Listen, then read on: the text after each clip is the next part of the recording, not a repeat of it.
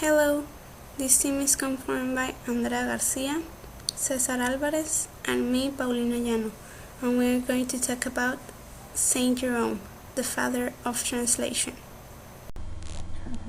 Saint Jerome, he was born as Eusebius Hieronymus Sophronius, and he was born in the year 347 AD at Stridon, which was on the border of Dalmatia, which is now considered as Croatia, and Pannonia, which is now Slovenia.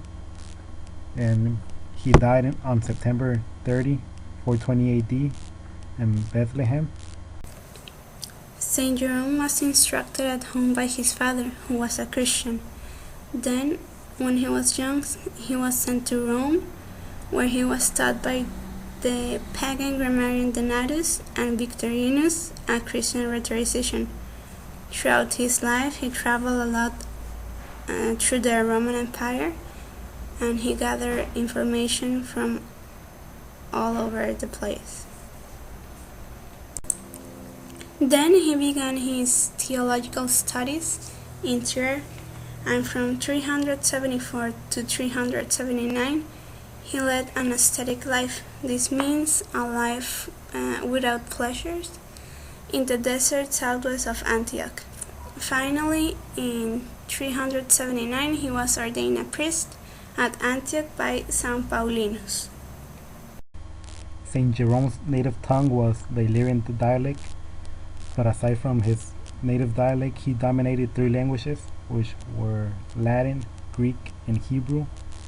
He also knew a little bit of Aramaic, Syriac, and Arabic languages.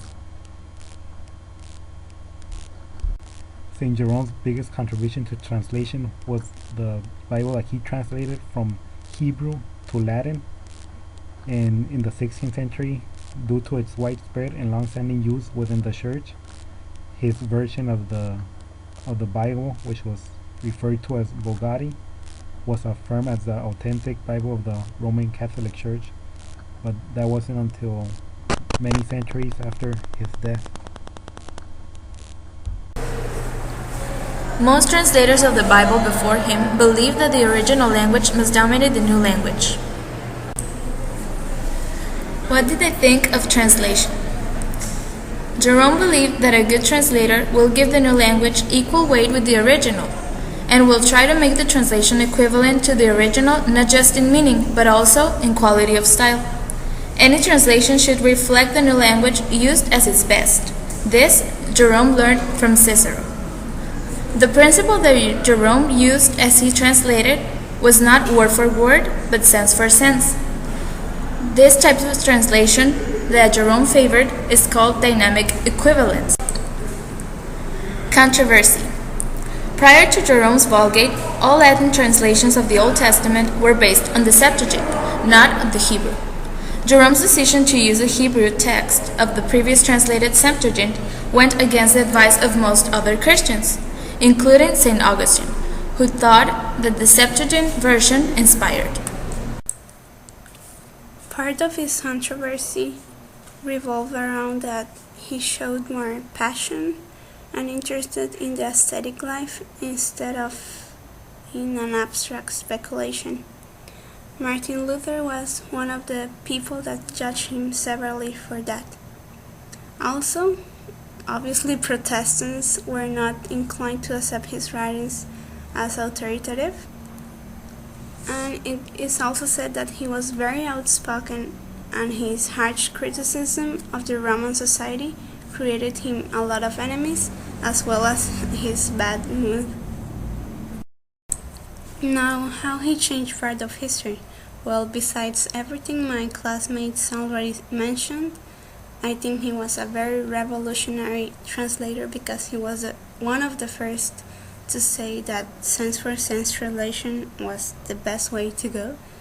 And also his translation of the Bible, I think it's a big contribution to world's history. Moreover, he's the second most voluminous writer in ancient Latin Christianity after Saint Augustine, and he's recognized as the patron saint of translators, librarians, and encyclopedists. I also think that he's a very good example for us translators because he was humble regarding his work. He admitted ignorance and embarrassment when he revisited his works, and he made the corrections and additions necessary. Here's a list of the references used in this work, and that's it. Thank you for your attention. Have a good day.